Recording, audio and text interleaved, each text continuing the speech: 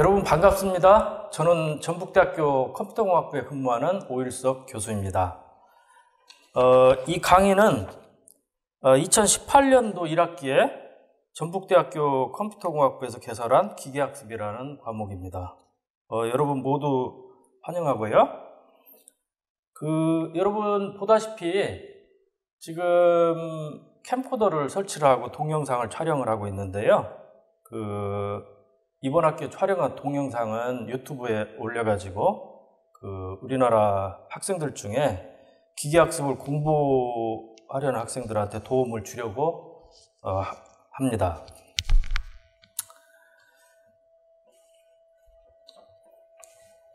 이 동영상을 보는 모든 학생들도 환영하고요. 반갑습니다.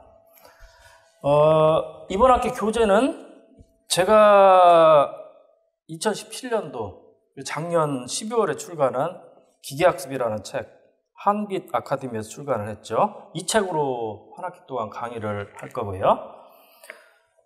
1장을 살펴보기 이전에 이 책이 12개의 장으로 구성이 되어 있는데 각 장을 간단하게 소개를 해드릴게요.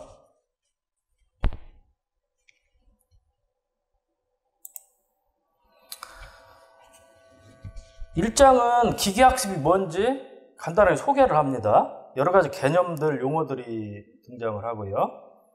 2장에서는 현대 기계학습은 수학을 굉장히 많이 쓰는데 그 중에서 선형대수, 확률 통계, 최적화 이론이 주로 사용이 됩니다. 이 세 가지에 대해서 소개를 할 예정입니다. 그리고 3장은 현재 기계학습 모델 중에 신경망이 가장 많이 사용이 되는데 1950년대에 제안된 퍼셉트론, 그리고 퍼셉트론을 확장한 다층 퍼셉트론, 즉 신경망의 아주 기초가 되는 내용을 3장에서 다룰 거고요. 4장은 현대 기계학습에서 딥러닝이 큰 화두고 큰 기술 혁신을 이뤄내고 있죠. 그래서 이제 딥러닝에 대한 기초 이론을 4장에서 공부를 하고, 5장은 딥러닝을 실현을 하기 위해서는 여러 가지 구현 요령이라든지 규제기법이라든지 이런 것들이 필요한데 그런 구체적인 내용을 공부할 예정입니다. 6장은 비지도 학습, 그래서 군집화라든지 확률 밀도 추정이라든지 또는 공간 변환, 이런 내용을 공부를 하고요. 7장은 현대 기계학습에서 중요해졌는데 일부 데이터는 레이블이 되어 있는데 나머지는 레이블링이 안 되어 있다든지 또는 서로 다른 과업 간의 학습된 내용을 전이를 한다든지 이런 준지도 학습, 전이 학습을 공부를 할 예정입니다. 8장은 시간성 데이터가 되게 많은데 가령 음성 신호라든지 또는 어떤 텍스트 문장이라든지 이런 시간성 데이터를 효과적으로 처리하는 순환신경망, 특히 LSTM을 공부할 거고요. 9장은 강화학습을 공부할 예정입니다. 그 다음 10장은 좀 더 확률에 기반한 모델인데 그래프로 표현이 되죠. 그래서 이제 확률 그래피컬 모델이라는 이름의 이론을 공부를 할 거고요. 11장은 SVM이 대표적인데 커널 이론에 기반을 해서 분류도 하고 회귀 문제도 푸는 그런 커널 기법을 공부를 할 거고요. 마지막으로는 여러 개의 모델을 결합을 해가지고 성능을 좀 더 높이는 그런 앙상블 기법에 대해서 다룰 예정입니다.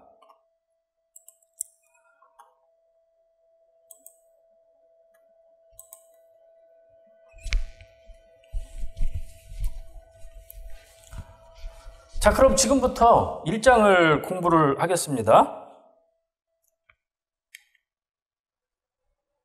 사람은 학습을 많이 하죠. 여러분 지금도 학습하려고 이 자리에 모여 있고요. 때로 새로운 게임이 나오면 처음에는 굉장히 어색한 상태로 게임을 하다가 점점 성능이 향상이 돼가지고 나중에는 거의 프로 수준에 오른다든지 이런 굉장히 많은 학습을 하고 있고요. 사람이 학습 능력이 없다고 그러면 아마 이렇게 복잡한 세상에서 생존을 못하겠죠. 물론 동물도 학습을 합니다. 자, 그렇다면 기계로 학습을 할 수 있느냐? 뭐 이런 아주 중요한 질문을 던질 수가 있죠. 이때 기계가 뭐냐?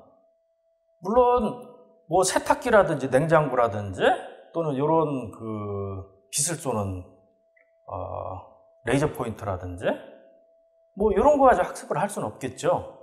이제 범용 기계는 컴퓨터이기 때문에 이때 얘기하는 기계는 이제 컴퓨터를 지칭을 하고요. 우리가 이걸 다른 말로 하면 경험을 통해서 점점 성능이 좋아지는 컴퓨터를 만들 수 있느냐? 이런 질문이고요.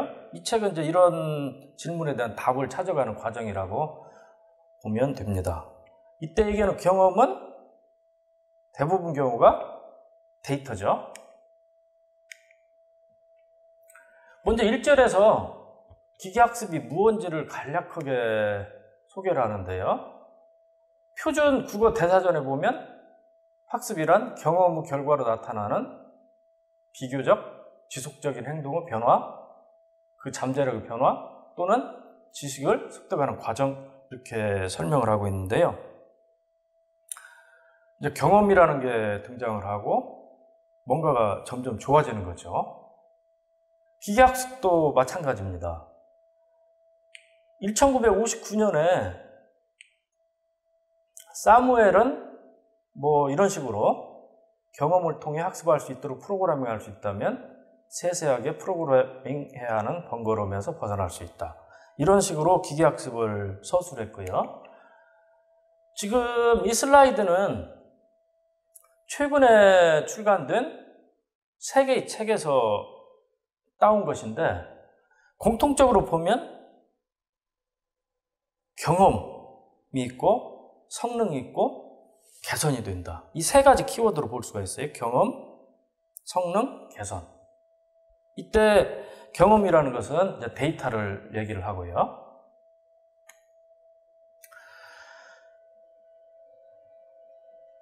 (1946년도에) 애니악이라는 전자식 컴퓨터가 등장을 했죠. 그 이후에 사람들은 정말 깜짝 놀랐어요. 당시에 1초에 뭐 한 1000번 가량의 덧셈을 하는 기계가 등장을 했으니 놀랄 수밖에 없죠. 물론 지금 기준으로 보면 초당 1000번이면 이거 뭐 너무 느린 기계에 불과하지만 당시에는 어마어마한 기계가 탄생을 한 거예요. 그리고 이제 사람들이 더 큰 상상력을 발휘를 하는 게 컴퓨터한테 지능을 심어줄 수 있느냐. 자, 컴퓨터가 아주 뛰어난 능력을 가지고 있다. 뭐 이렇게 복잡한 곱셈을 엄청 빠르게 한다. 미분, 적분도 아주 척척한다. 사람이 어려워하는 일을 아주 쉽게 해결을 한다. 그러면 사람이 아주 쉽게 하는 일이 있죠. 이렇게 길거리를 다니다가 뭐 개를 본다든지 자동차를 본다든지 또는 아는 지인을 만난다든지 그러면 아무 부담이 없이 쉽게 인식을 하죠. 그리고 거기에 맞게 뭐 행위를 하고 그럽니다. 그렇다면 아주 어려운 일, 사람이 어려운 일을 아주 척척 잘하는데 사람이 쉽게 해결하는 일도 아주 쉽게 할 수 있지 않을까. 이런 발상에서 출발을 하고 인공지능이라는 거창한 이름을 만들어내고 연구를 시작을 하게 되죠. 인공지능 초창기에는 지식 기반 방식이 주류를 이루었어요. 예를 들면 숫자 인식기를 만드는데 8이라는 숫자는 구멍이 2개이고 중간 부분이 홀쭉하고 맨 위와 아래가 둥근 모양. 뭐 이런 식으로 규칙을 도출을 하고 그 규칙을 이제 프로그래밍해서 컴퓨터에 입력을 하는 거죠.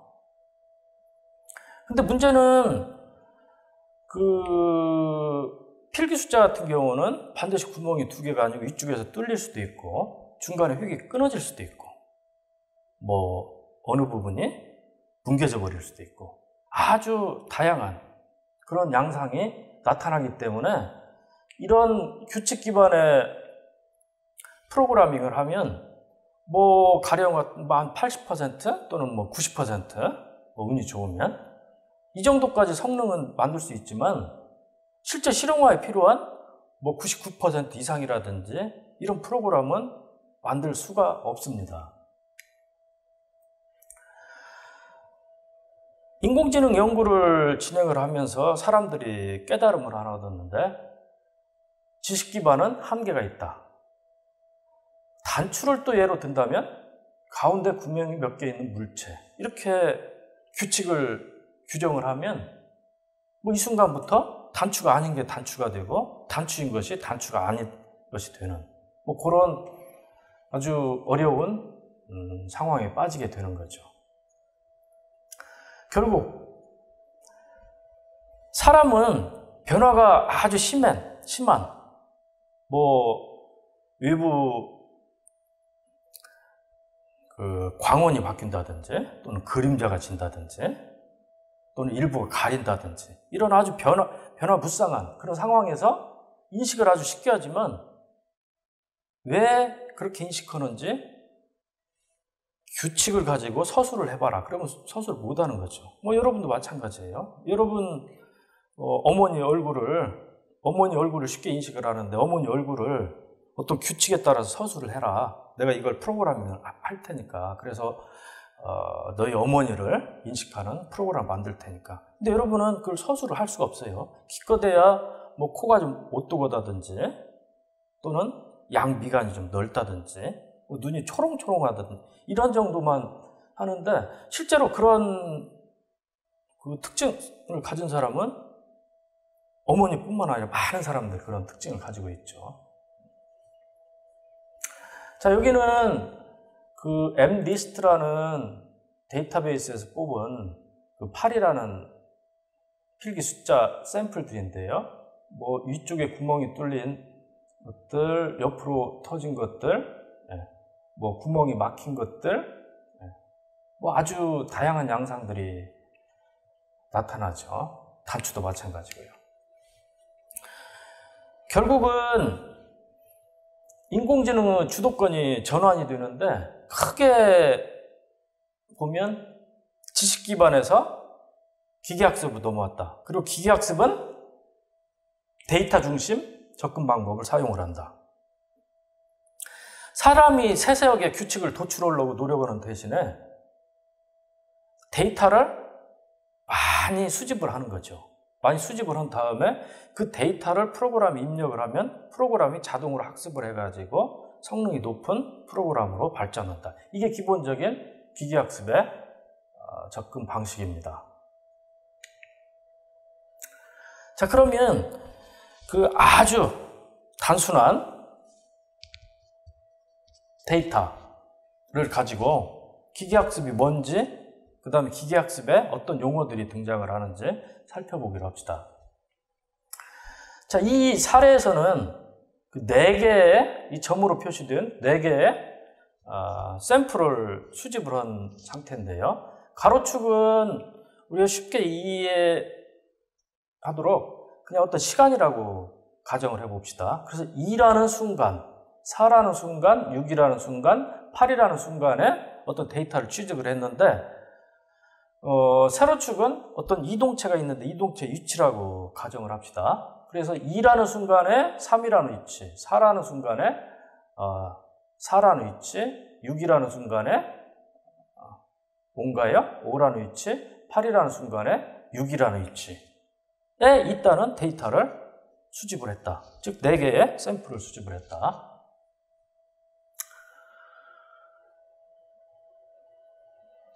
결국은 우리가 원하는 것은 이 데이터를 가지고 향후에 예측을 하는 건데, 즉 프리딕션을 하는 건데, 자, 임의 시간이 주어지면 자, 2, 4, 6, 8이 아니라 나한테 알려진 2, 4, 6, 8이라는 시간이 아니라 뭐 8.3이라는 순간에 이동체 위치를 예측을 해라. 또는 이미 시간이 지나버렸지만 뭐 1.5라는 시간에서 이동체 위치를 예측을 해라. 뭐 이런 문제입니다. 예측하는 문제는 크게 두 가지 종류가 있는데, 하나는 그 회귀고 리그레션, 또 하나는 이제 분류, 클래시피케이션인데, 지금 우리가 예로 든 문제는 회귀에 해당이 돼요. 목표치가 실수죠. 그래서 이동체 위치가 뭐 3.8일 수도 있고 7.88일 수도 있고, 이런 문제가 회귀 문제고, 목표치가 불유값인 경우, 방금 전에 우리가 예를 들었던 필기 숫자 같은 경우는 목표치가 0, 1, 2 또는 9. 그래서 10개의 부류 중에 하나죠. 그래서 어떤 그 숫자 패턴이 들어오면 7이다 또는 4다, 1이다 이렇게 예측을 하는 거기 때문에 그런 경우는 우리가 분류 문제 이렇게 부릅니다. 자, 훈련집합이라는 용어가 있는데, 우리가 가지고 있는 4개의 샘플이 훈련집합이에요. 트레이닝 셋 또는 학습집합, 러닝 셋 이렇게도 부르는데요. 이 책에서는 훈련집합, 즉 트레이닝 셋으로 통일해서 부릅니다. 자, 우리가 x1, x2, xn 이 x축이요. 그 다음에 y1, y2, yn 세로축이죠. 목표값이죠. 그래서 지금 이 예에서는 n이 이제 4인 경우인데, 우리가 가로축, 즉 x라고 표기되어 있는 것은 특징이라고 부르고, 세로축, y라고 표기되어 있는 것은 목표치에 해당이 됩니다. 예를 들어서 지금 그림 1-4 같은 경우는 x1은 2, x2는 4, x3는 6, x4는 8이고 y1, y2, y3, y4는 3, 4, 5, 0인 셈이죠. 근데 여기서 보면 x를 볼드체로 표기를 했는데, 이건 이제 벡타기 때문에 그 볼드로 표기를 했습니다. 이 책에서는 벡타는 볼드로 표기를 해요. 그러면 지금 이 경우는 그 2, 4, 6, 8이니까 값이 그 하나인데 스칼라 아니냐. 지금 이 예는 아주 간단한 상황을 예시를 하기 위해서 이제 1차원인 경우를 보여드렸는데, 이제 곧 이어서 뭐 2차원, 3차원 또는 막 700차원, 1000차원 이런 그 실제적인 사례가 나옵니다. 그래서 볼드체로 표기를 했고요. 자, 4가지 샘플로 구성된 훈련집합이 주어졌다. 그렇다면 이 데이터를 모델링을 해야 되는데 어떻게 모델링을 할 거냐? 그냥 눈대중으로 보니까 이게 대략 직선이구나. 그러면 그 직선을 선택을 하자. 이런 의사결정을 했다 칩시다. 그러면 이걸 우리가 기계학습 용어로 표현을 하면 모델로 직선을 선택했다. 이렇게 표현할 수가 있습니다. 자, 직선 모델을 수식으로 쓰면 y는 wx 플러스 b죠. 그래서 w는 그 직선의 기울기를 나타내고 b는 절편을 나타내는 거죠. 우리 중학교 때 배웠던 방정식이죠. 자, 이때 w와 b가 매개 변수를 이룬다. 즉 4개의 점, 즉 훈련집합을 가장 잘 대표하는 기울기, 절편을 찾아라. 최적의 매개 변수를 찾아라. 이런 문제죠. 이 문제를 우리가 기계학습으로 풀어야 되는 겁니다. 자, 기계학습은 가장 정확하게 예측할 수 있는, 즉 최적의 매개 변수를 찾는 작업입니다. 예를 들면 지금 여기서 F1, F2, F3 해가지고 3가지 그 매개 변수 값이 제시가 되는데, F1과 F2는 꽤 많은 오류를 범하죠. 근데 F3는 거의 정확하게 예측을 합니다. 그래서 F3가 최적의 매개 변수다. 이렇게 얘기를 할 수가 있죠. 즉 F3에 해당하는 W와 B를 찾는 작업이다. 기계학습은. 근데 이렇게 단순한 상황에서는 우리가 간단한 수학으로 최저값을 찾아낼 수 있는데 실제 기계학습이 푸는 문제는 일단 특징 공간이 1차원이 아니고 수십, 수백, 수천 차원이고요. 데이터도 4개가 아니라 작게는 수십 개, 많게는 수만, 수백만 개 이렇게 되기 때문에 우리가 최저값을 눈으로 찾을 수가 없죠. 처음에는 최저값을 모른다. 그렇기 때문에 임의값에서 출발해요. 랜덤 넘버 제너레이터를 사용을 해서 임의값으로 설정을 한 다음에 어떤 과정을 거쳐가지고 점점 성능을 개선해서 최적에 도달을 한다. 즉 오류를 점점 줄여가는 방향으로 진행을 하면서 최적에 도달한다. 이게 이제 기계학습이 사용하는 방식이죠. 이제 그림 1-4는 F1에서 시작하여 2, 3로 진행하고 F3가 오류가 0인 최적의 값이기 때문에 수렴을 했다 이렇게 보고 마치는 거죠. 실제로 F3는 W 0.5고 B는 2.0입니다. 이제 학습을 마치면 그 이유는 이제 예측에 사용을 할 수 있는데 예측은 실제로 성능이 얼마나 되는지 테스트를 해본다든지 또는 실제 현장에 기계학습이 완료된 시스템을 설치를 해서 현장에 사용을 한다든지 이런 과정으로 보시면 돼요. 자, 예를 들면 10.0 순간의 이동체 위치를 알고 싶다. 그러면 F3 최적의 매개 변수 값을 갖는 F3에다가 10.0을 입력을 해서 0.5 곱하기 10 플러스 2.0, 7 이렇게 예측을 하면 되는 거죠.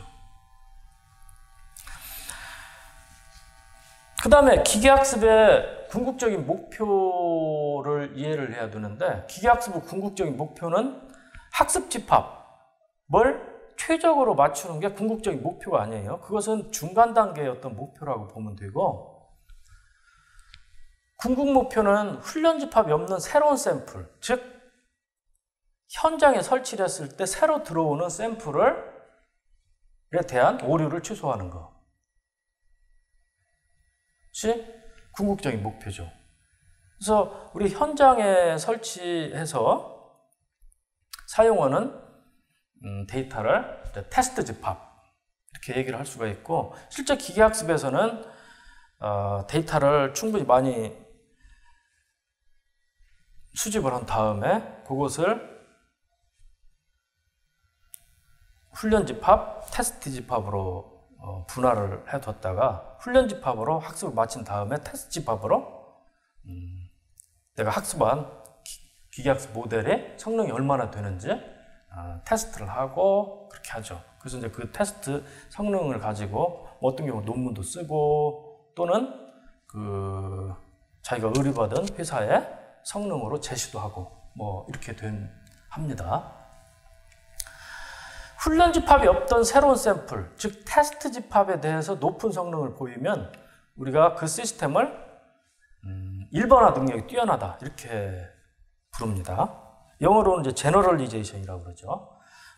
이 일반화 능력은 우리 인간들의 성능에서도 볼 수가 있는데 가령 어떤 사람이 뉴욕에 가서 처음에는 좀 어리버리하고 이제 밥도 못 사 먹고 이제 매일 햄버거나 사 먹고 이렇게 하다가 며칠 지나니까 이제는 스테이크도 사 먹고 피자도 사 먹고 이렇게 좀 그 성능이 높아졌어요.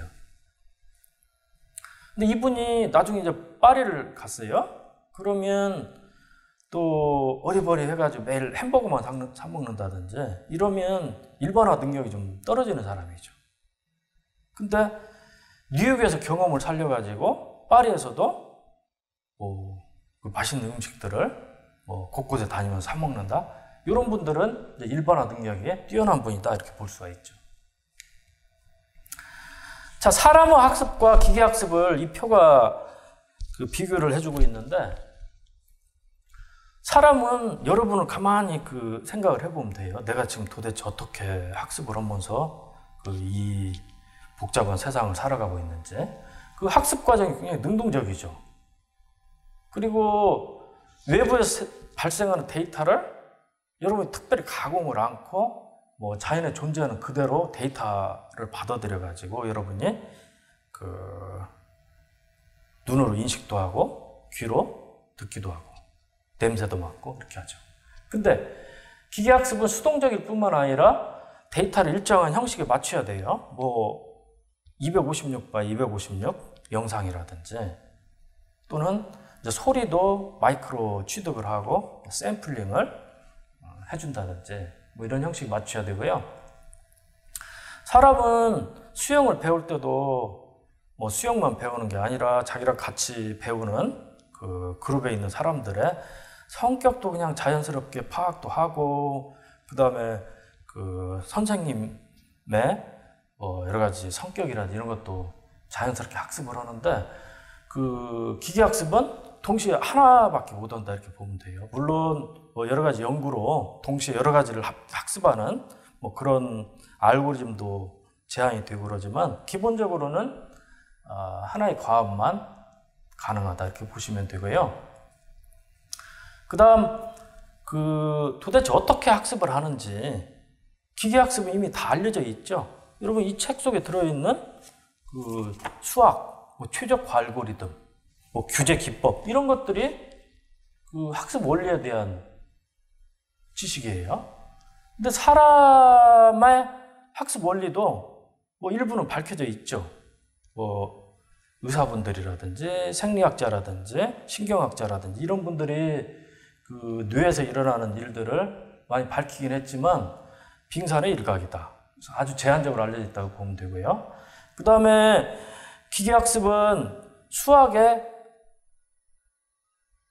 바탕을 두고 있습니다. 근데 사람은 아마 그 일정 부분 수학도 작동을 하고 있는 것 같은데 수학 이상의 뭔가가 작동을 하고 있다고 보여져요. 그 다음에 그 성능평가도 그 기계학습은 굉장히 객관적인 평가를 한다. 예를 들면 정확률이라든지 또는 프리시전 리콜. 그 다음에 역사도 기계학습은 1950년대, 60년대에 태동을 했다고 보면 불과 60년가량이 됐다고 보면 되고 사람은 이제 수백만 년이 흘렀죠.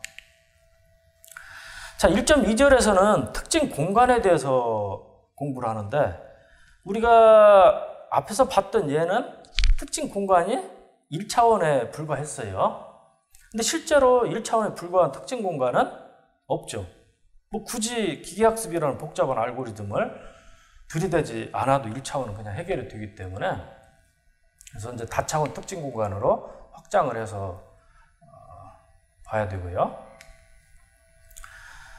자, 여기 위에 있는 그림은 앞에서 봤던 것을 다시 그린 거에 불과해요. 그래서 이제 2일 때 3, 4일 때 4, 6일 때 5, 8일 때 6이라는 그 4개의 샘플이 주어졌고 특징 공간은 2, 4, 6, 8이라는 값을 갖는 이제 4개의 샘플.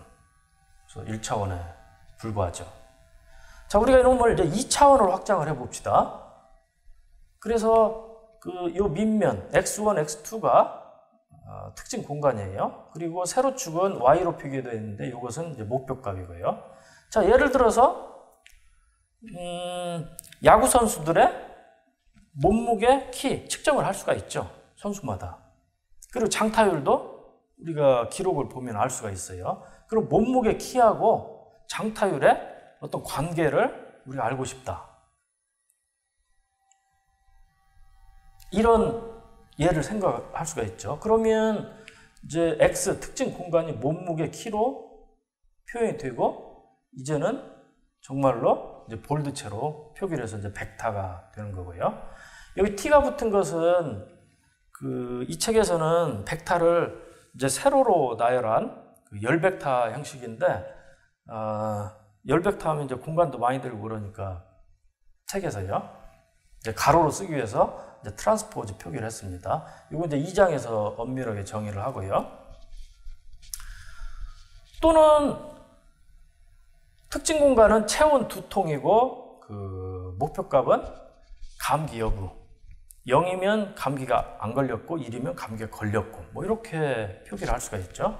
그래서 이런 예시가 가능한데 여러분 얼마든지 상상력을 발휘해서 아주 많은 그런 예를 생각을 할 수가 있고요. 우리가 이것을 이제 그림으로 그린다고 그러면 뭐 이런 식의 그림을 그려볼 수가 있겠죠. 방금 저는 이제 1차원하고 2차원 특징 공간을 봤는데 3차원, 4차원 또는 13차원, 784차원 또는 54,877차원. 지금 여기서 예시한 건 실제로 존재하는 유명한 데이터 셋들인데 뭐 하버만 서바이벌 같은 경우는 이제 의료 데이터인데 환자의 나이, 수술 연도, 양성, 림프샘 개수가 되겠습니다. 그리고 목표값은 여기에 나타나 있지 않지만 그 생존 연도. 그 다음에 이제 아이리스라는 이제 붓꽃에 관련된 데이터인데 이제 붓꽃을 채취를 해가지고 자로 꽃받침의 길이를 재보고 너비를 재보고 꽃잎의 길이를 재보고 너비를 재보고 그래서 이제 4가지 붓꽃 샘플 하나에 대해서 4개의 값을 추출해서 특징 벡터로 표현을 한다. 4차원 특징 벡터가 되는 거죠. 그리고 목표값은 그 붓꽃도 이제 여러 품종이 있기 때문에 어느 품종이냐 이게 목표값이 되겠습니다. 그 다음에 그 와인의 맛이라든지 품질을 결정하는 요소들이 많은데 뭐 알코올이라든지 멜릭 애시드, 애쉬, 알카리니티 오브 애쉬, 그 다음 마그네슘 이런 여러 가지 화학적인 요소들이 있는데 실제로 그 13가지 특징 값을 측정을 해서 데이터로 만든 사례가 있어요. 그래서 이제 와인이라는 데이터셋이 있고 아까 우리가 그 팔자를 여러 가지를 보여줬는데 그게 이제 엠니스트라는 데이터셋에서 뽑아온 건데 이 엠니스트라는 데이터에서는 샘플 하나가 28x28 그런 그레이 맵으로 표현이 돼요. 그래서 이제 28하고 28을 곱하면 총 784개의 화소가 존재를 하죠. 그래서 그 화소값 하나하나를 우리가 특징으로 간주를 한다고 그러면 784차원의 특징 공간이 되는 거죠.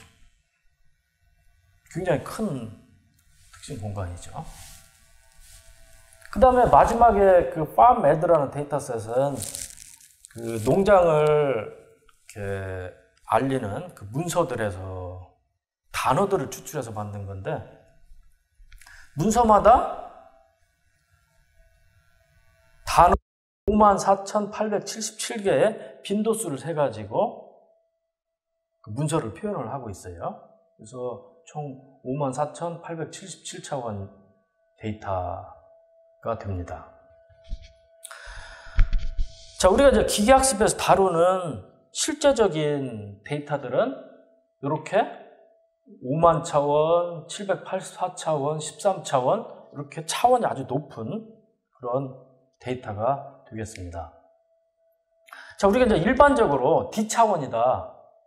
그러면 특징 벡터 이렇게 표기를 할 수가 있어요. 볼드체로 X를 쓰고 그 다음 X1, X2에서 D개의 특징이 있으니까 XT 이렇게 표기를 합니다.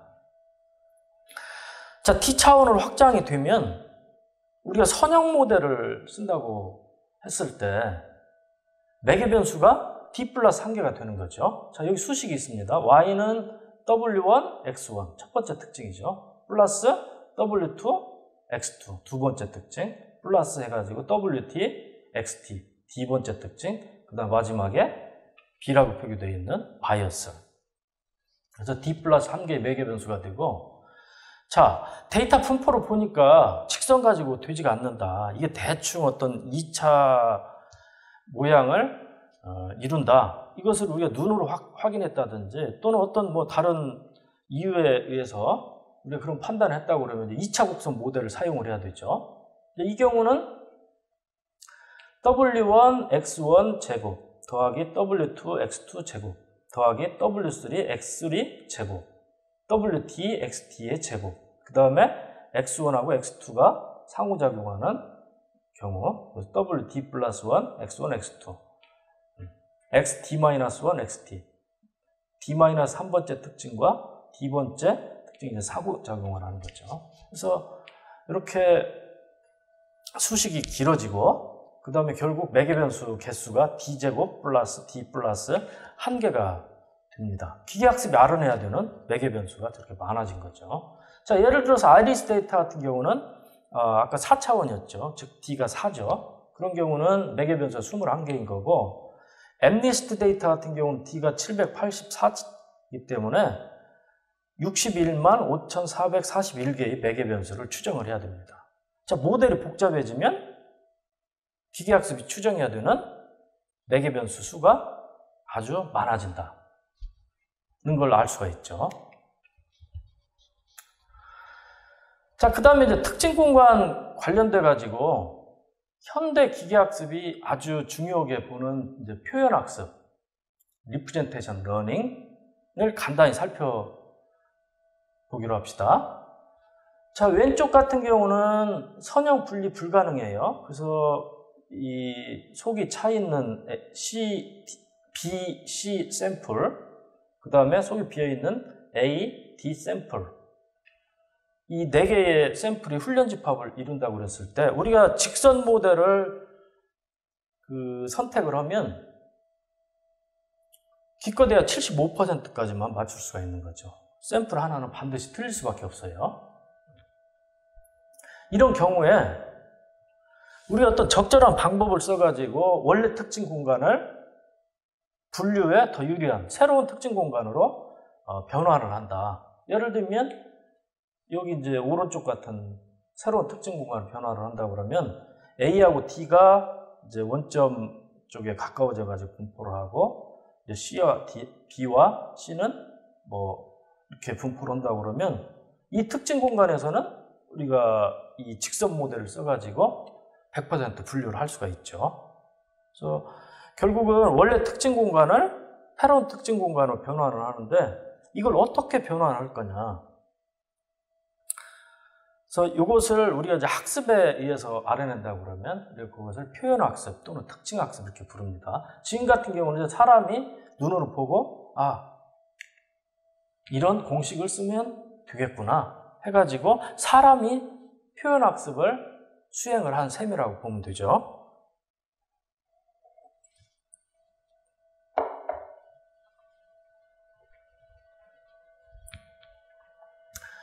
자, 이런 곡신을 써가지고 원래 2차원 특징 공간을 새로운 2차원 특징 공간으로 변환을 하면 A, B, C, D가 A-, B-, C-, D-로 변환이 되고 이 새로운 공간에서는 100% 분류가 가능하죠. 직선 모델을 가지고.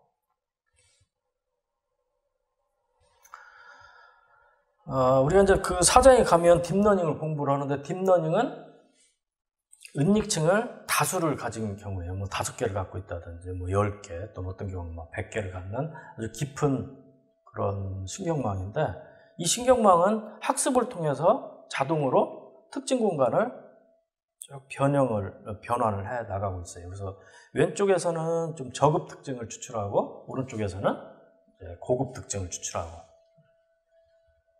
이런 방식으로 동작을 합니다.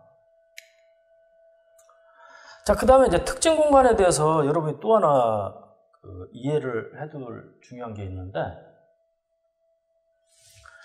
차원에 무관하게 수식이 적용이 가능하다.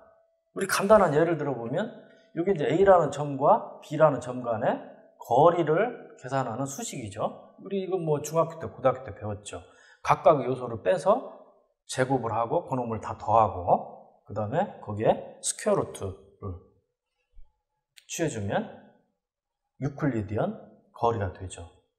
근데 이 샘플들이 이게 2차원, 우리 고등학교 때 이제 2차원에서 보통 이제 뭐 이렇게 많이 했는데 이게 3차원, 4차원, 10차원 또는 그 MNIST처럼 784차원 모든 차원에서 다 작동을 한다는 거죠. 즉 우리가 사람이 이해하기 쉬운 그리고 종이에다 그려볼 수 있는 그런 2차원, 3차원에서 적절한 수식을 도출을 해내면 그럼 그것이 그 차원에서도 그대로 적용이 된다는 거예요. 근데 이게 수학의 파워죠.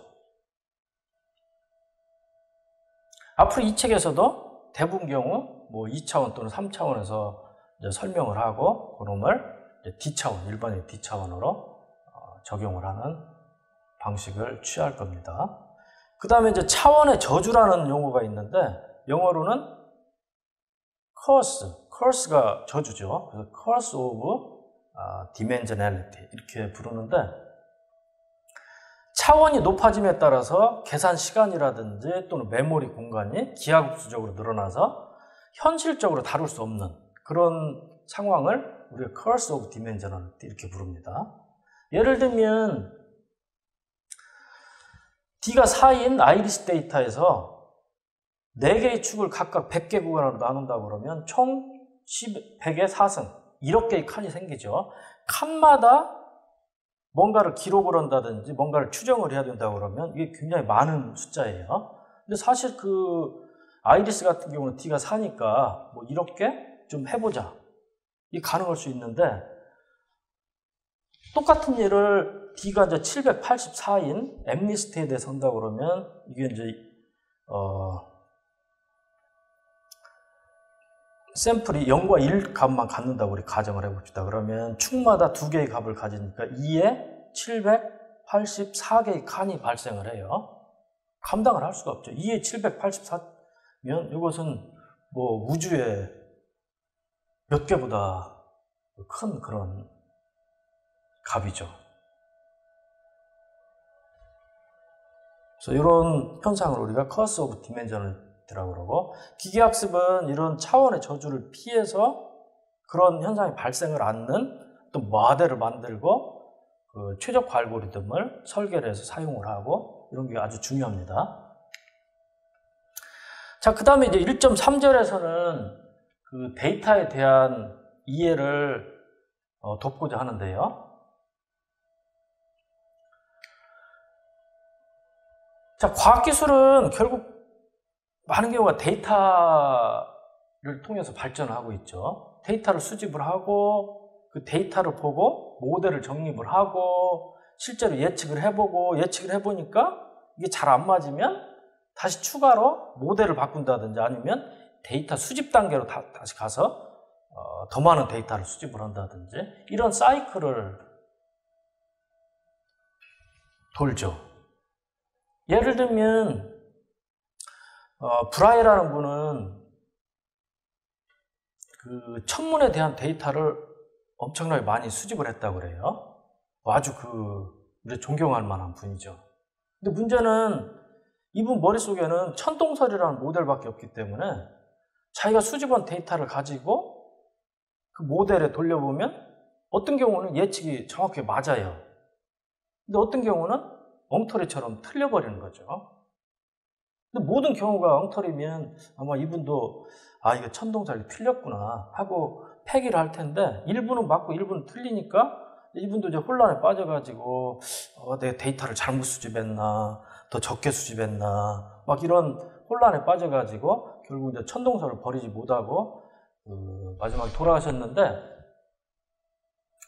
그 제자가 케플러인데 케플러는 천동설 모델을 아예 버리고 지동성 모델 지구가 돈다 이런 모델을 가지고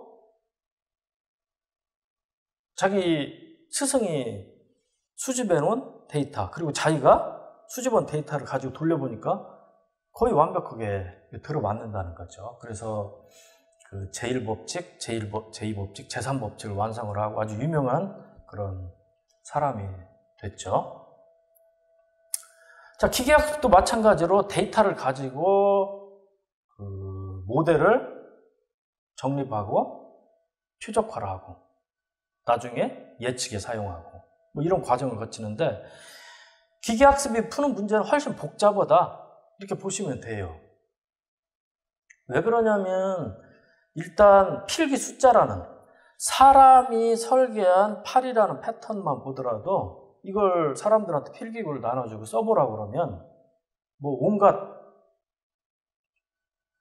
변화가 발생을 하죠. 그 다음에 사람이 쓰는 패턴만 바뀌는 게 아니고 이걸 이제 카메라로 수집을 했느냐 또는 뭐 스캐너로 수집을 했느냐 또 그 수집을 하면서 뭐 그 이웃에 있는 뭐 다른 글자하고 뭐 그 제대로 분할을 했냐 안 했냐에 따라서 온갖 변형들이 발생을 합니다. 이거 어렵죠.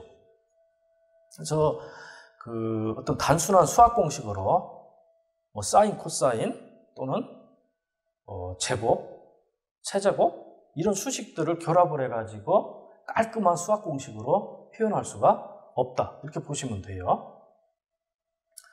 그 다음 또 하나는 이게 이제 그 직선인 1차 모델을 써야 되느냐, 2차 모델을 써야 되느냐, 아니면 10차 모델을 써야 되느냐, 20차 모델을 써야 되느냐, 아니면 그런 다항식 모델을 버리고 또 다른 뭐 더 복잡한 어떤 수학 공식에 의존하는 모델을 사용을 하느냐. 아주 어려운 문제입니다. 그래서 모델을 찾아내는 그 과정이 필수인데, 먼저 데이터 생성 과정에 대해 생각을 해보면, 실제로는 얘 같은 경우는 기계학습에서 이런 예는 없어요. 예는 우리가 이제 가상으로 만든 거고, 이미 데이터가 어떤 모델에서 생성하는지를 그 모델을 정확히 알고 있는 상태를 얘기를 하는 거죠. 그래서 기계학습하고 이제 대비를 시키기 위해서 제시하는 예라고 여러분 이해를 하셔야 되고요. 자, 데이터 생성 과정을 완전히 아는 인위적 상황의 예제예요. 자, 두 개 주사위를 던져서 나온 눈의 합을 X로 하자. 보통 이제 X를 랜덤 베어레블이라고 하죠. 이장에 가서 하면 배워요. 그러면 두 개를 던졌기 때문에 그 가장 작게 발생할 수 있는 값은 2고 그 가장 큰 값은 이제 12가 되겠죠. 2에서 12 사이에 값을 X가 갖게 되는데, X 빼기 7 제곱 플러스 1이라는 점수를 받는 그런 놀이를 한다. 이렇게 가정을 한번 해봅시다. 그래서 예를 들면 X가 그 2가 나왔다 그러면, X가 2가 나왔다 그러면 2 빼기 7이니까 5죠. 그리고 5, 5, 25. 그래서 26점을 받는 거예요. 그래서 X를 알면 Y를 정확하게 우리가 예측을 할 수가 있죠. 이런 공식, 즉 모델을 알고 있는 거죠.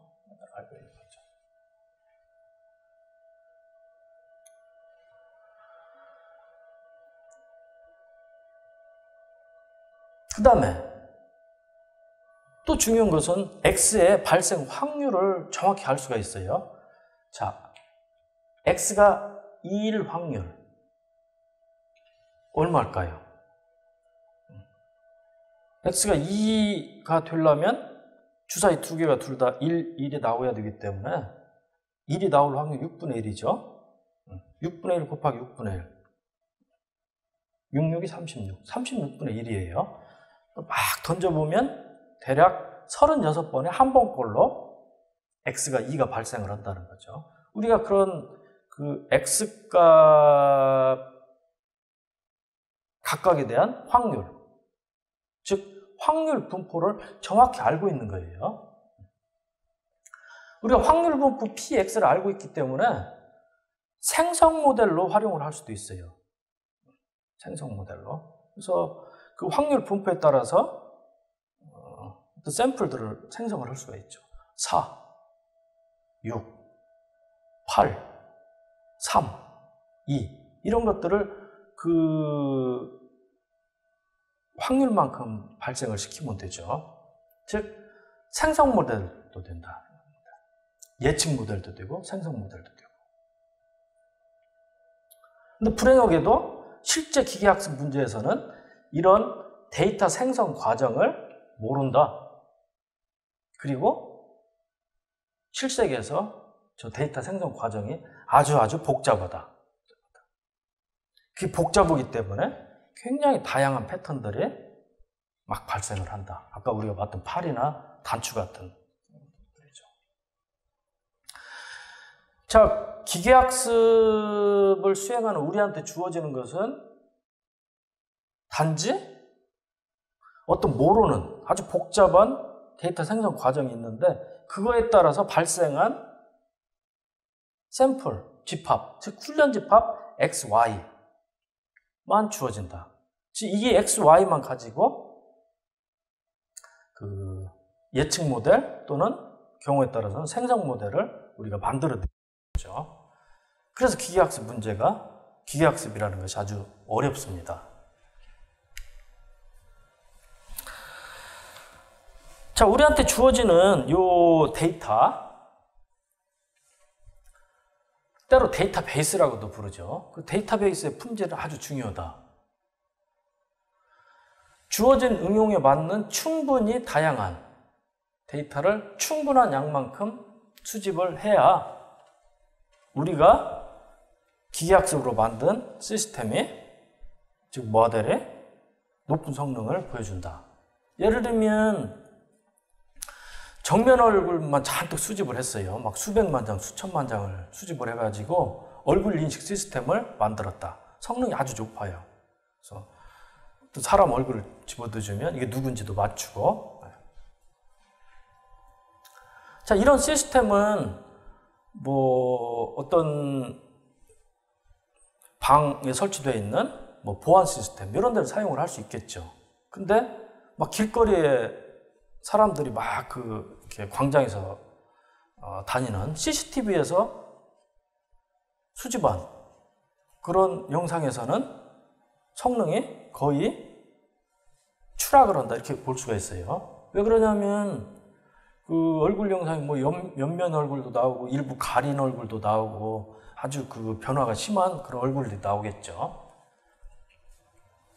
그래서 우리가 실제로 어떤 그 시스템을 만들 때는 주어진 응용 환경을 자세히 살핀 다음에 거기에 맞는 데이터베이스를, 품질이 높은 데이터베이스를 확보하는 것이 아주 중요합니다. 이걸 확보를 했을 때만 우리가 풀어야 되는 기계학습 문제가 정확하게 정의가 됐다? 이런 정도로 단언할 수 있을 정도로 데이터베이스는 중요합니다. 뭐 가령 어떤 회사에서 어떤 대학 교수한테 뭐 자동차 번호판 인식 시스템을 만들어주세요. 얼굴 인식 시스템을 만들어주세요. 뭐 이렇게 의뢰를 했다 그러면 문제가 정의가 안 됐다? 이렇게 볼 수도 있어요. 그 회사에서 자기들이 풀어야 되는 현장에 가서 자동차 번호판 인식을 잔뜩 수집을 하고 또는 얼굴을 인식을 그놈을 가지고 와서 그 대학 교수한테 보여주면서 자, 요게 우리가 인식을 해야 되는 대상 데이터입니다. 이미지입니다. 자, 이걸 보시고 여기에 걸맞는 기계학습 알고리즘을 선정을 하시고 우리가 필요로 하는 성능 높은 시스템 만들어 주세요. 이렇게 되면 문제가 정의가 제대로 된 거죠. 자, 그 다음에 다행히 그 데이터베이스가 좋은 품질의 데이터베이스가 많이 공개가 되어 있는데 아이리스, 그 다음에 엠니스트 또는 이미지넷 뭐 이런 것들은 되게 많이 쓰이는 것들이기 때문에 그 생물학에서 이제 초파리 가지고 보통 실험을 하고 그 결과를 리포팅을 하고 그러는데 기계학습에서도 비슷하게 쓰이기 때문에 뭐 기계학습의 초파리 이렇게 부르는 분들도 있어요.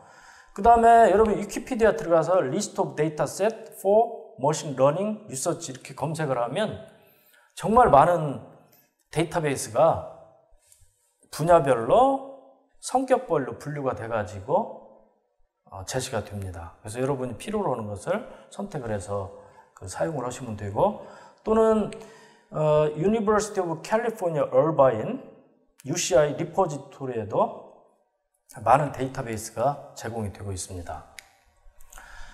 자, 이건 이제 아이리스인데 여러분이 캐나다에 가면 캐나다 저 동쪽 끝에 이렇게 좀 길쭉한 그 반도가 보이는데 가스페 페닌슐라 이렇게 불러요. 거기에서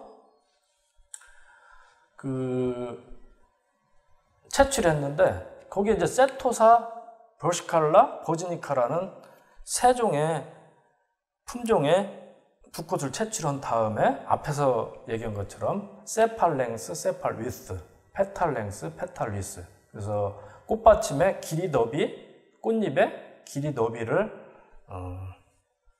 자로 재가지고 그 4차원 특징 벡터로 정의가 되는 샘플들을 150개를 수집을 했습니다. 그래서 이 품종 각각에 대해서 50개씩고요. 결국 요 4개의 값이 특징 벡터하고 맨 오른쪽에 있는 스페시스, 즉 그 부류 정보죠.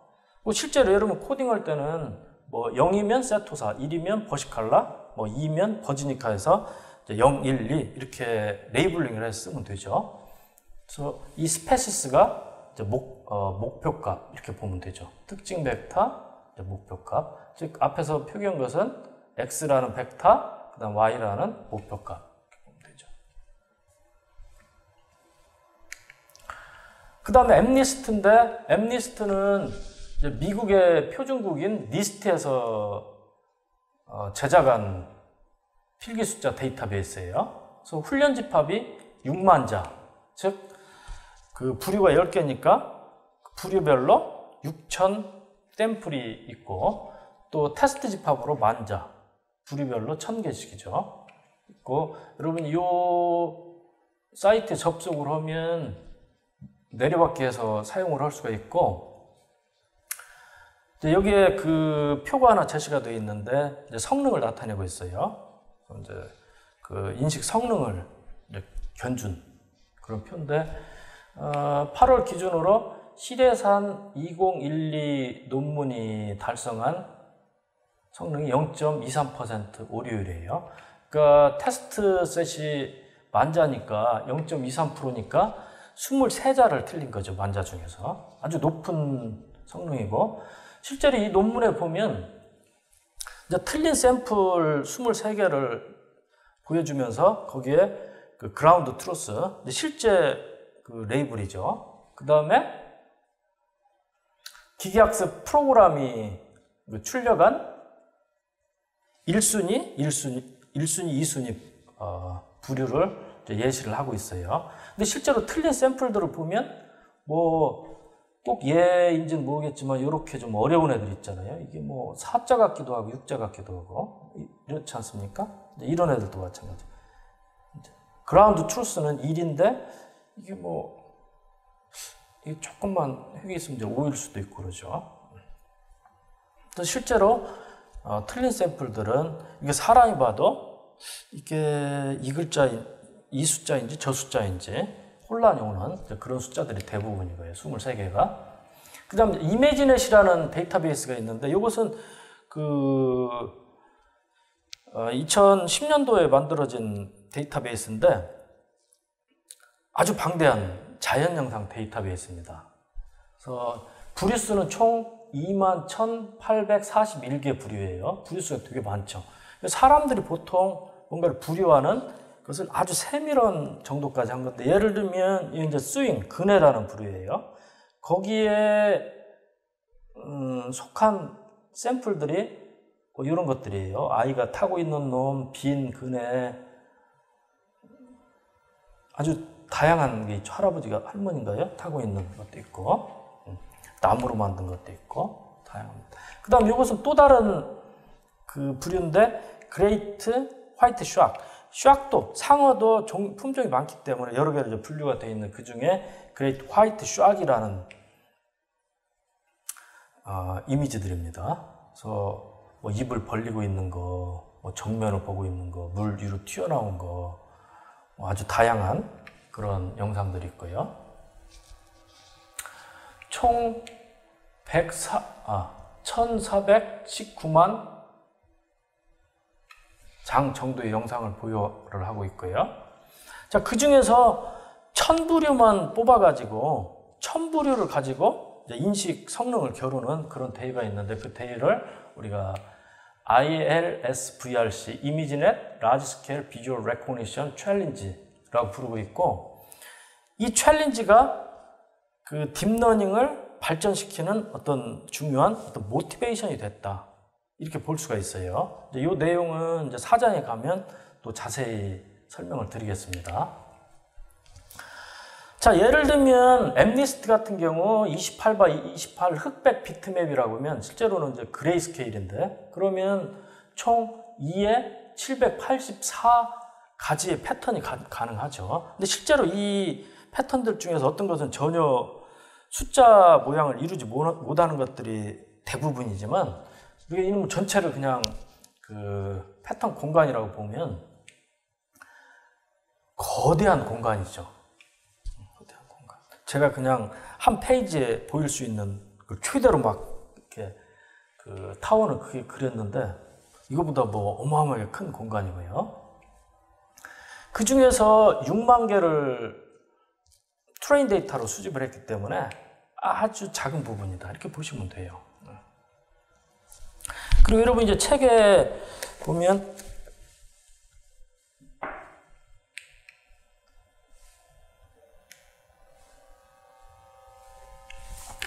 갑자기 빔 프로젝터 나와서 제가 당황을 했습니다. 책에 보면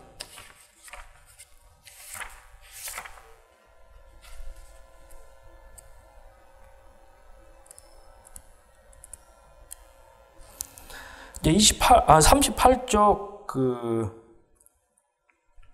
풋노트에 보면 지구 전체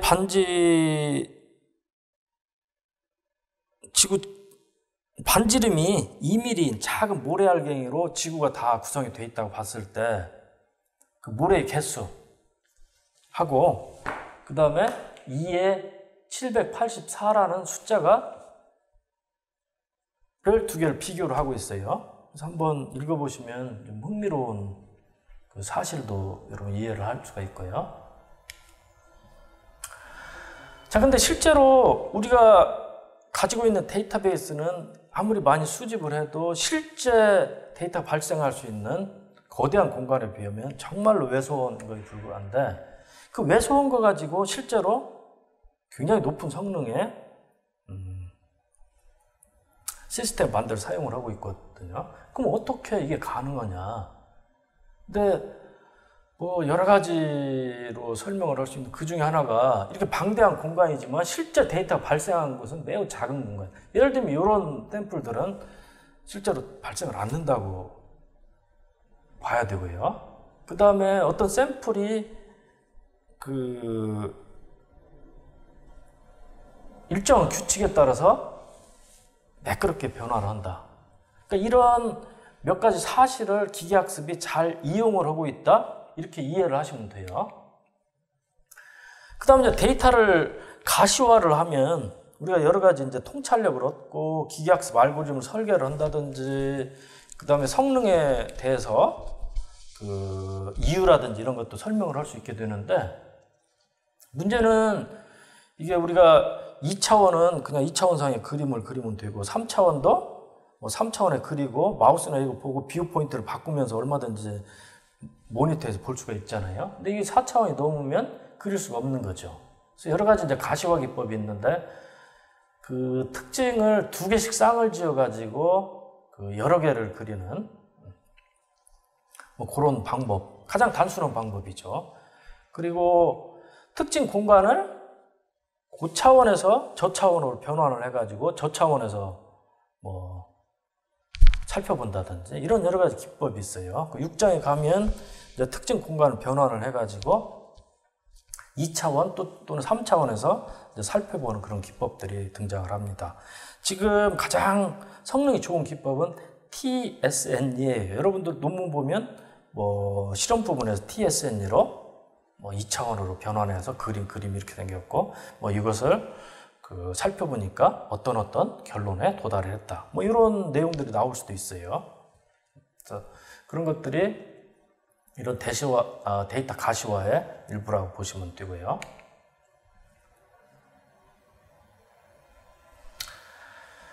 자, 1.4절에서 간단한 기계학습 예를 보는데 이미 앞에서 살펴본 거예요. 그래서 앞에서 몇 가지 용어를 제시를 하고 그랬는데 좀 더 본격적으로 기계학습의 그 개념하고 작동 원리 이런 것을 살펴보기로 합시다.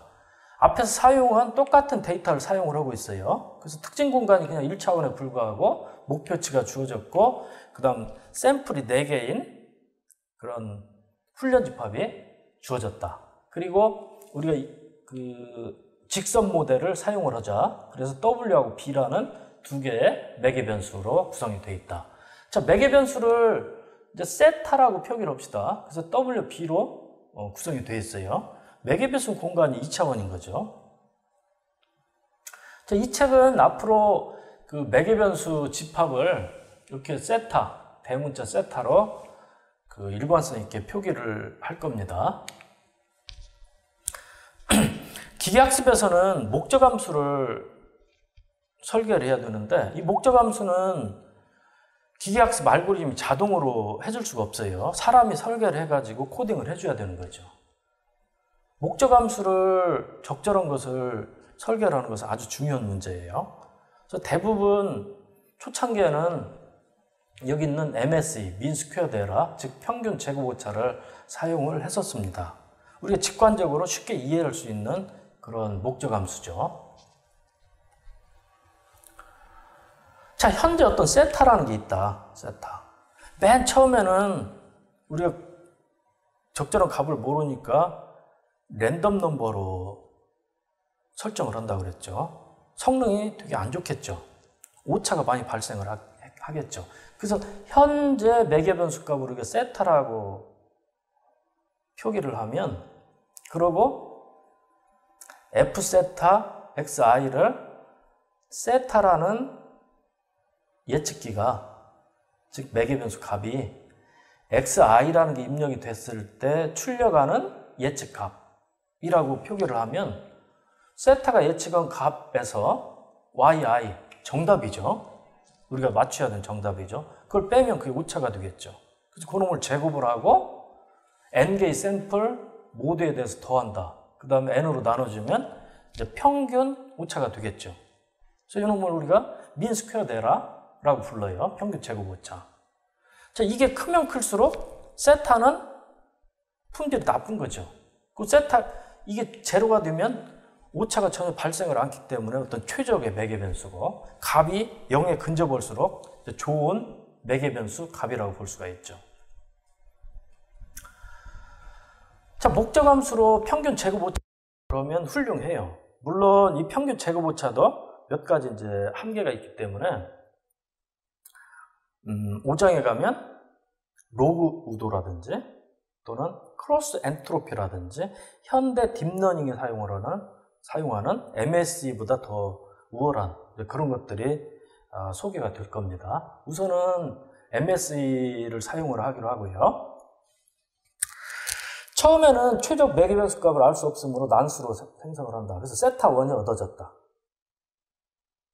근데 개선을 해서 세타2가 되고 또 개선을 해서 세타3가 되고 세타3는 오차가 제로인 최적이다. 그러니까 여기서 수렴했다고 판단하고 멈추고 최적해로 우리가 취하고 이렇게 하면 되죠. 그리고 이제 이후에 이제 예측 과정에서 세타 햇을 사용을 하면 되는 겁니다. 자, 그러면 이걸 어떻게 세타1을 세타2로, 세타2를 세타3로 개선해 나갈지 이것들은 이제 차차 공부를 하기로 하고요. 자, 여기가 예제가 나오는데 이 훈련 집합은 앞에서 설명을 한 것처럼 이제 x라는 문자, y라는 문자. 제가 그 책을 쓰면서 그 워드로 편집을 했는데 워드에 보니까 좀 여러 가지 재밌는 폰트들이 많더라고요. 그래서 제가 훈련 집합은 이런 x라는 글자, 그다음 목표값은 이런 y라는 글자를 선택을 했고요. 이 책은 향후에는 계속 이 특이한 폰트로 훈련 집합 x, y를 표기를 할 겁니다. 그래서 x1, x2, x3, x4 4개의 샘플이 있고 4개의 타겟값이 있고 자, 랜덤 넘버를 만들어 가지고 초기값으로 세타1 0.1, 4.0이 얻어졌다고 가정을 한번 해봅시다. 그러면 실제로 그 세타1으로 예측값을 만들어 보면 0.1 곱하기 2.0 플러스 4가 되죠. 이게 예측값이고 실제 우리가 알고 있는 정답을 빼서 제곱하고 그때 1.44라는 오차가 발생을 했다. 두 번째 샘플 0.16, 0.16, 네 번째 1.44라는 오차가 발생을 했다. 다 더한 다음에 그놈을 4로 나눠주면 0.8이 돼요. 그래서 세타1이라는 매개변수의 목적함수 값은 0.8이다. 목적함수가 0에 근접을 해야 되는데 0.8 너무 큰 거죠. 그래서 반복을 한다. 자, 적당한 어떤 방법이 있어가지고 매개변수를 계산하는 어떤 방법이 있어가지고 세타2로 계산을 했다고 가정을 해봅시다.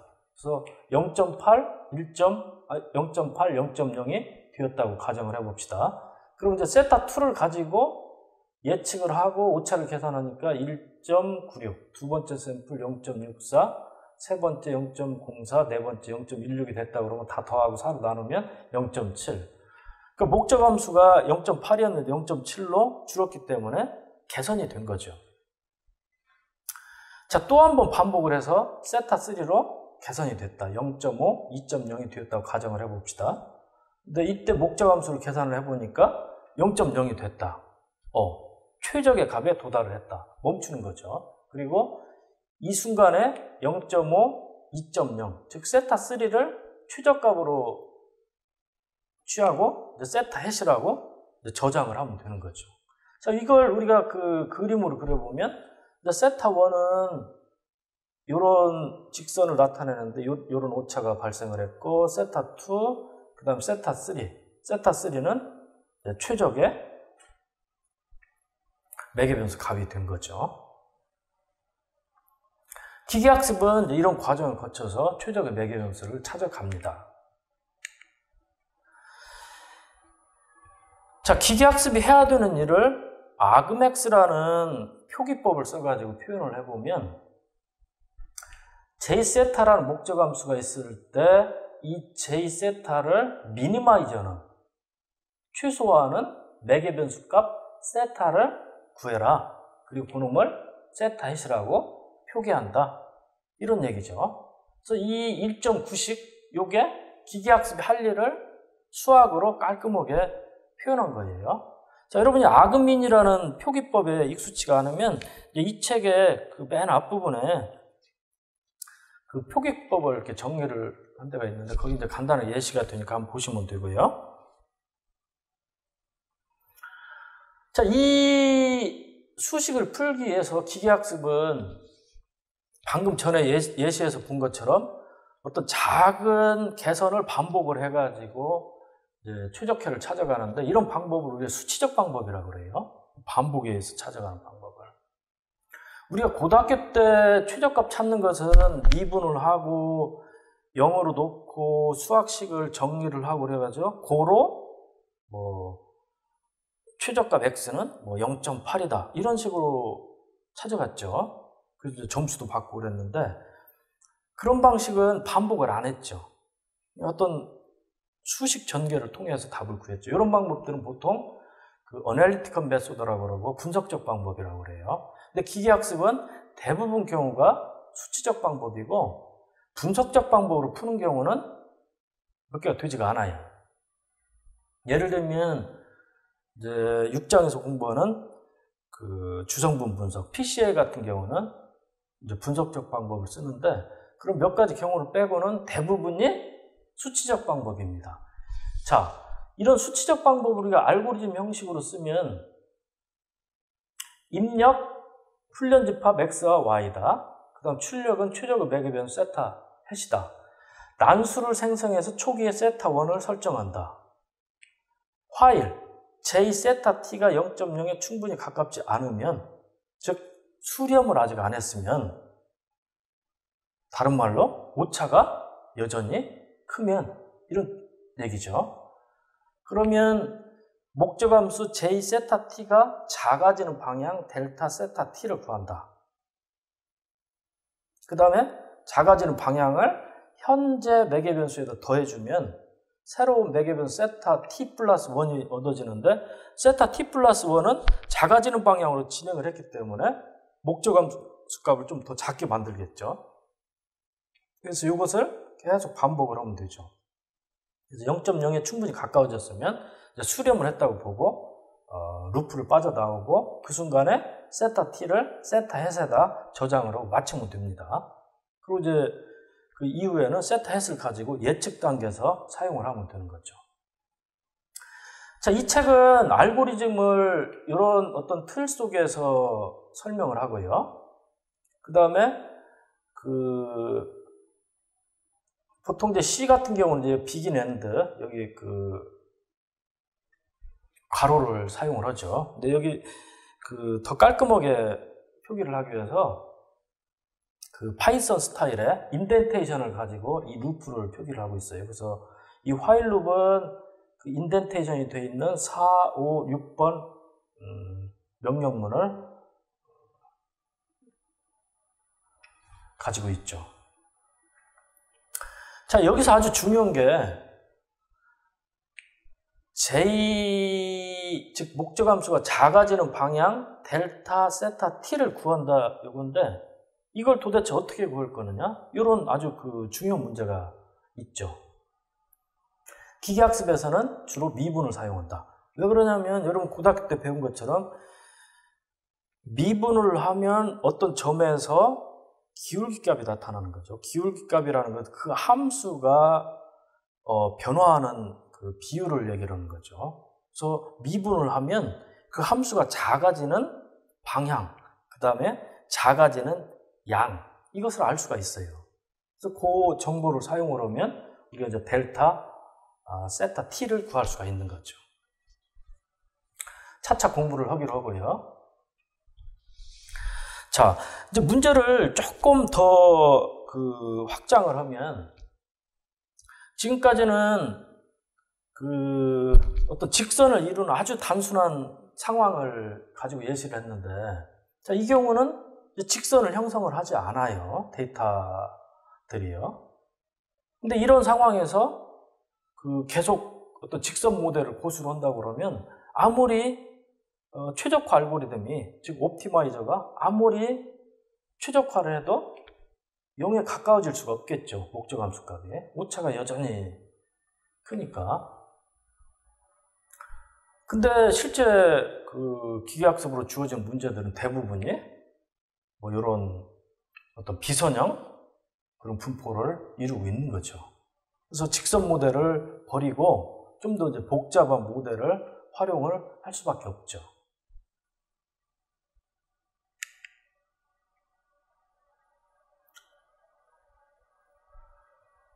잠시 쉬었다 합시다.